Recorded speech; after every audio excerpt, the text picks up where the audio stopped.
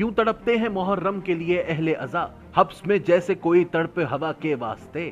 लग़वी बयानिए के मुताबिक लफ्ज अज़ादारी फारसी का है, जिसके मानी सोगवारी या गम मनाने के हैं। आमतौर पर आप सुनेंगे कि मजलिस, मातम और अज़ादारी जैसी रिवायत नई नवेली है और इनका तारीख से या मजहब से कोई ताल्लुक नहीं। सच तो यह है कि इस्लाम का सियासी रुख बदलने और बनाने में सबसे बड़ा वाकया करबला है। ये वो सानहा है जिसने सही और गलत, हक और बातिल, स्याह और सफेद, जालिम और मजलूम और ऐसी तमाम तफरीक को मैदान करबला के पलड़े में खड़ा कर दिया। यूं ता कयामत बनी आदम के लिए अपना रास्ता चुनने में आसानी हो गई। बाद अज करबला तकरीबन 1 साल के बाद जब असीरान शाम की रिहाई होने जा रही थी, तब यजीद ने हजरत ज़ैनब अलैहिस्सलाम से पूछा, अगर बीबी की वक्त रुखसत कोई ख्वाहिश हो। बीबी ज़ैनब ने फरमाया कि जंग के बाद इन्हें अपने प्यारों की बेदर्द शहादत पर रोने और गिरिया और जारी का मौका नहीं मिला। यूं ज़ैनब अलैहिस्सलाम बिनते अली अलैहिस्सलाम ने तारीख में पहली अज़ादारी बराए करबला की बुनियाद रखी। 10 मुहर्रम रोज़े आशूर जब इमाम हुसैन अलैहिस्सलाम ने हल मिनन नासिर की सदा लगाई तो कोई नहीं आया था और इमाम ने अपने खानदान, सहाबा और नासिरीन के साथ ये जंग अकेले लड़ी। इस रोज के बाद मुसलमान, बिलखुसूस शिया मुसलमान अज़ादारी हुसैन का एहतमाम करते आए हैं और जमाने में होने वाली नाइंसाफी और अदम मुसावात के खिलाफ यकाबाज होते हैं। साथ ही साथ मुहर्रम का पहला अशरा और इसमें होने वाली मजालिस कायनात के लिए याद दहानी है कि वाक़या करबला क्या था, क्यों था और किसके साथ पेश आया था। यज़्ज़ाक नक्काश शिया तारीख के माहिरीन में से हैं और इनकी रिसर्च के मुताबिक बीबी ज़ैनब अलैहिस्सलाम के बाद भी अज़ादारी हुसैन का सिलसिला जारी था। खिलाफत उमैया के दौरान अज़ादारी का रिवाज खामोश और एक तरह से तकैये की नजर था। तमाम मजालिस व गिरिया इमाम या इनके शियों के घर मुनक़िद होती थी। अब्बासी खिलाफत के दौरान ये मजालिस कुछ अरसे खुलेआम हुई। लफ्ज़ अज़ाउल हुसैन का तरीक़तन इस्तेमाल पहली बार हजरत इमाम जाफर सादिक अलैहिस्सलाम ने अपने दौर में किया था और फरमाया था कि मेरे जद को रोने वाली मजलिस की मैं तायीद करता हूँ। पीटर चिल्कॉफ्स्की न्यूयॉर्क जामिया से ताल्लुक रखने वाले एक लिखारी हैं और मशरिक़ वुस्ता की तारीख और हालात पर उबूर रखते हैं। इन्होंने अपने एक रिसर्च जर्नल में बयान किया है कि अज़ादारी का पहला सरकारी दर्जे का वाक़या 4वीं सदी में सुल्तान मुइज़ुद्दीन दौला के दौर में पेश आया था। तब बाजार और दफातर बंद होते थे और रोज़े आशूर अज़ादारी बपा होती थी। दूसरी तरफ जे क्लेमर्ड अपने मजहबी मकाले में लिखते हैं कि ईरान में अज़ादारी और मातम की रिवायत 12वीं सदी में जोर पकड़ गई और सफवी खिलाफत के दौरान इसको भी सरकारी दर्जे पर लाया गया। तैमूर लंग का दौर आया और अज़ादारी का दायरा जुग्राफिया फारस और इराक से निकलकर समरकंद, बुखारा और आगे तक आ गया। हम यहाँ सिर्फ तारीख अज़ादारी का बयान कर रहे हैं तो इन अदवार और बादशाहों की सियासी और मजहबी रुझानात का तज़किरा करना मुनासिब नहीं होगा। बरे सगीर में यूं तो हवाला है कि सिंध में जब अरब बसना शुरू हुए तो अज़ादारी का एहतमाम हुआ, मगर इस अज़ादारी की सही शुरुआत लखनऊ से हुई, जहाँ आज भी सबसे बड़ा मरकजी जुलूस रोज़े आशूर निकलता है। मरसिया की रिवायत यूं तो इमाम जाफर सादिक अलैहिस्सलाम के जमाने से है, लेकिन उर्दू में मरसिये को रूह बख्शने का सेहरा लखनऊ के सर जाता है। 18वीं सदी ने लखनऊ को एक से बढ़कर एक मरसिया लिखने वालों से नवाजा, जैसे मीर अनीस, मिर्जा दबीर और अली हैदर तबातबाई वगैरह। लखनऊ की अज़ादारी ने बरे सगीर में इमाम हुसैन के गम को आगे बढ़ाया और तबलीग की सूरत फैला दिया। 1930 में मौलाना सिब्ते हसन वो पहले मौलाना थे जिन्होंने लखनऊ में अज़ादारी को लेक्चर की शक्ल दी, जो आज तक तमाम मजालिस में दोहराई जाती है। मौलाना की इस तरीकत में पहले सलाम, फिर मरसिया, फिर जाकिर का बयान जो फजाइल और मसाइब पर मबनी होता है और सबसे आखिर में नोहा ख्वानी होती है। अज़ादारी ने 20वीं सदी में जो नया रुख लिया, इससे शिया मुसलमानों को पैगाम हुसैनी और मकसद हुसैनी को आगे बढ़ाने में मदद मिली। ये एक ऐसी तबलीग की सूरत इख्तियार कर गई है कि जो चाहे आकर बैठे, सुने, सवाल पूछे, समझे बिला तफरीक। मुहर्रम में होने वाली अज़ादारी दरअसल एक याद दहानी है हर जी रूह के लिए, चाहे वो किसी भी मजहब का हो, कि हर दौर में सोच 2 ही किस्म की हो सकती है, या हुसैनी या यजीदी। हर जमाने में हक की लड़ाई लड़नी होगी, सच की कीमत खून से अदा करनी होगी। दुश्मन बहुत, दोस्त कोई कोई होगा।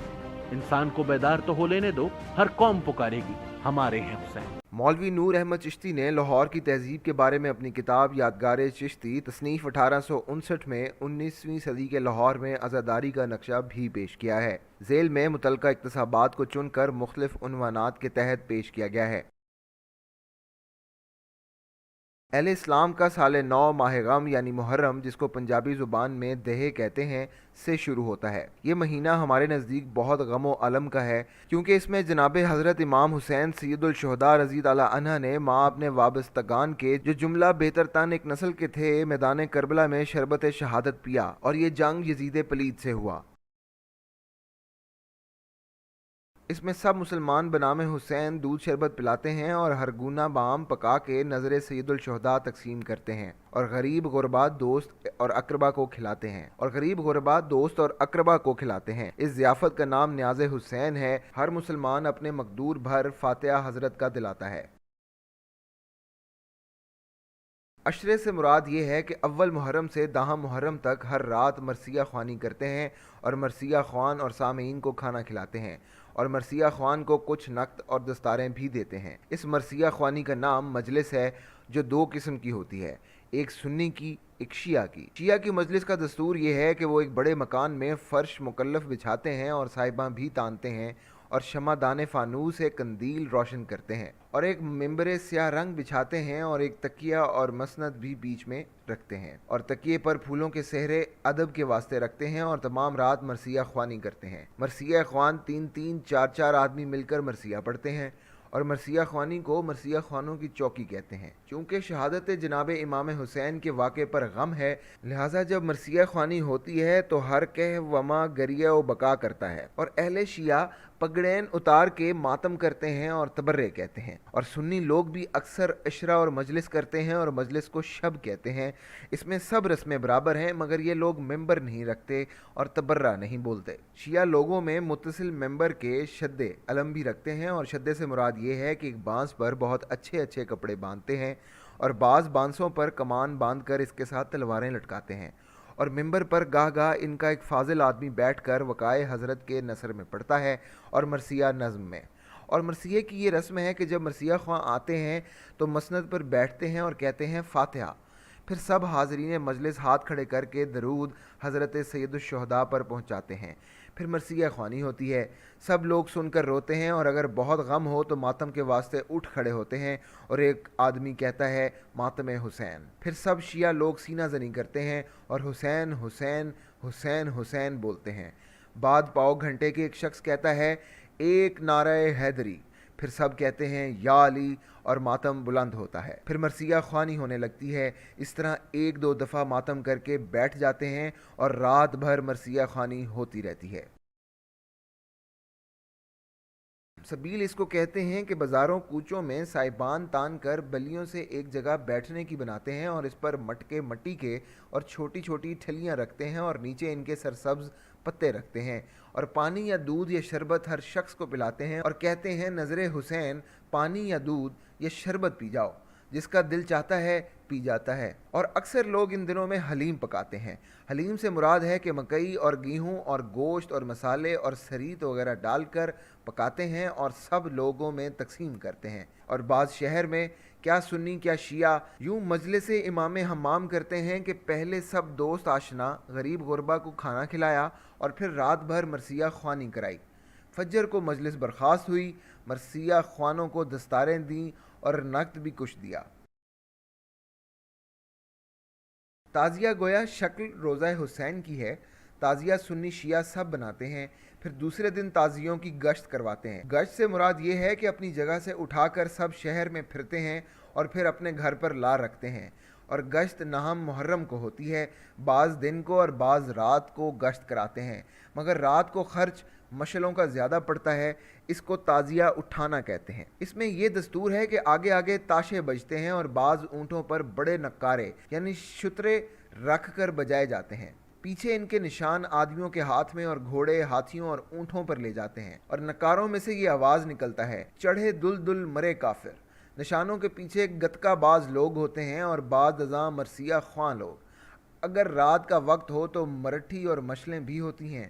سب سے پیچھے تعزیہ، جس کو تابوت بھی کہتے ہیں، اور تعزیے بہت بڑے بنتے ہیں، بلکہ بڑے تعزیوں پر ہزار روپیہ لگ جاتا ہے، اور ہندوستان میں کئی لاکھ روپیہ ایک تعزیے پر خرچ ہوتا ہے۔ اور گشت کا یہ معمول ہے کہ 1000 آدمی تعزیوں کے ساتھ ہوتے ہیں اور 1000 عورت اور مرد مکانوں پر بیٹھ کر دیکھتے ہیں۔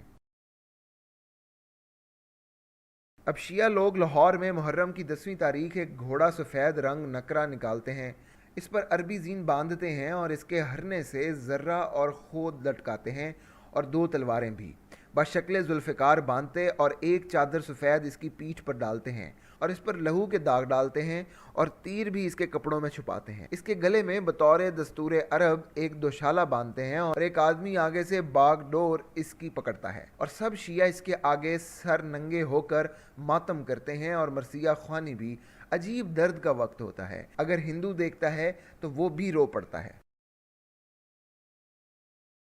اور اکثر شیعہ اور بعض سنی لوگ بطور ماتمداری سیاہ پوش رہتے ہیں اور تیسرے، 21ویں، 30ویں، 40ویں دن فاتحہ دلاتے ہیں۔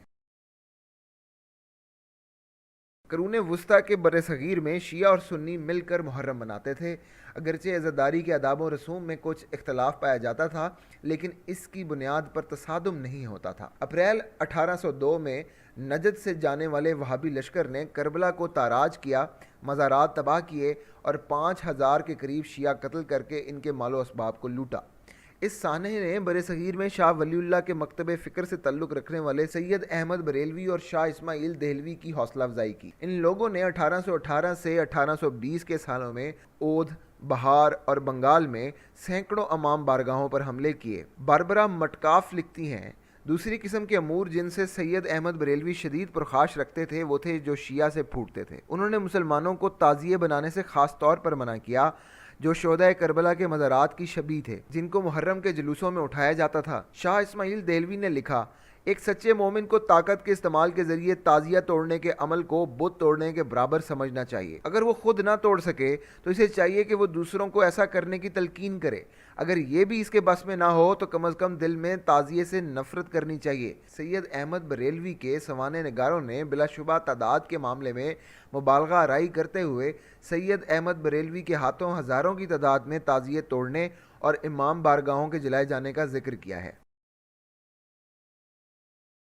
1849 میں اس مکان کربلا گام شاہ پر سخت صدمہ آیا تھا کہ 10 محرم کے روز جب زلزلہ نکلا تو رستے میں متصل شاہ عالمی دروازے کے مابین قوم شیعہ اور اہل سنت کے درمیان سخت تکرار ہوئی اور نوبت بزدکو پہنچی۔ قوم اہل سنت نے اس روز 4 دیواری کے اندرونی مکانات گرا دیے، مقبرہ کے کنگورے وغیرہ گرا دیے، چاہ کو اینٹوں سے بھر دیا، گام شاہ کو ایسا مارا کہ وہ بے ہوش ہو گیا۔ آخر ایڈورڈ صاحب ڈپٹی کمشنر نے چھاونی انارکلی سے سواروں کا دستہ طلب کیا تو اس سے لوگ منتشر ہوئے اور جتنے گرفتار ہوئے ان کو کچھ سزا بھی ہوئی۔ یادگار چشتی کے ان اقتصابات سے معلوم ہوتا ہے کہ پنجاب میں سکھوں کی حکومت کے زوال کے بعد سید احمد بریلوی کے پیروکار جنہیں زمانے میں وہابی کہا جاتا تھا عزاداری پر حملے کرنے لگ گئے تھے۔ اہل اسلام میں اب ایک اور فرقہ نکلا ہے اور ان کو وہابیہ فرقہ کہتے ہیں۔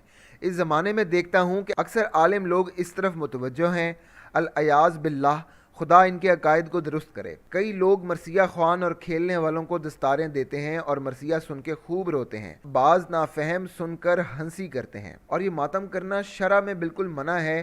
ان باتوں سے کئی دفعہ سنی شیعہ میں دنگا فساد ہوتا ہے اور ہر بازار میں لوگ واسطے دیکھنے کے جمع ہوتے ہیں اور گلاب کا عرق اس ذوالجناح پر چھڑکا جاتا ہے، مگر بعض تعصب سے اس کو ہنسی کرتے ہیں۔ بعض لوگ ان کو مدد 4 یار کہتے ہیں اور اکثر اس پہ کشت و خون ہو جاتے ہیں۔ چنانچہ جب میجر کرکر صاحب بہادر لاہور میں ڈپٹی کمشنر تھے تب سنی شیعہ میں بہت فساد ہوا اور بہت لوگ مجروح ہوئے۔ تب سے اب ہمیشہ شہر لاہور میں ڈپٹی کمشنر صاحب اور کوتوال اور تحصیلدار، سب تھانے دار لوگ اور 1-2 کمپنی پلٹن کی اور ایک ملٹری صاحب ایک رسالہ شیعہ لوگوں کی محافظت کے واسطے گھوڑے کے ساتھ ہوتا ہے تاکہ کوئی سنی دست رازی نہ کر سکے، مگر تو بھی وہ لوگ باز نہیں آتے۔ الغرض شیعہ لوگ گھوڑے کو امام باڑے میں لے جاتے ہیں، وہاں جا کر خوب ماتم کرتے ہیں اور بطور نیاز وہاں کھانا کھلاتے ہیں اور گھوڑے کا اسباب اتارتے ہیں۔ شہر لاہور میں امام باڑہ بھاٹی دروازے کے باہر متصل برف کھانے کے ہے، وہاں مدت سے گام شاہ نام شخص فقیر اب تک رہتا ہے۔ اور داہم سفر کو شہر لاہور میں محلہ چابک سنوارا مسجد چینی میں عرس مبارک جناب مولوی غلام حسین صاحب چشتی کا ہوتا ہے۔ یہ مولوی صاحب بڑے معرف آگاہ اور صاحب عبادت اور ریاضت تھے۔ 25 برس حضرت نے استراحت نہیں فرمائی اور مسکینی میں سید السالکین اور فناول فی الحسین تھے۔ صاحب رکت ایسے تھے کہ اگر کہیں نام سرور دو جہاں صلی اللہ علیہ وآلہ وسلم یا حسین علیہ السلام آ جاتا تھا تو عالم گریہ میں بے ہوش ہو جاتے تھے، اور کرامات ان کی ہزارہا مشہور، سب روسائے پنجاب ان کو قبلہ و کعبہ جانتے تھے۔ اس عرس میں نان حلوہ تقسیم ہوتا ہے اور چراغاں خوب روشنی سے ہوتی ہے۔ رؤسا فقراء سب حاضر ہوتے ہیں اور اس روز نظریں بھی چڑھتی ہیں اور گھنٹہ 2 گھنٹہ مرثیہ خوانی بھی وہاں ہوتی ہے۔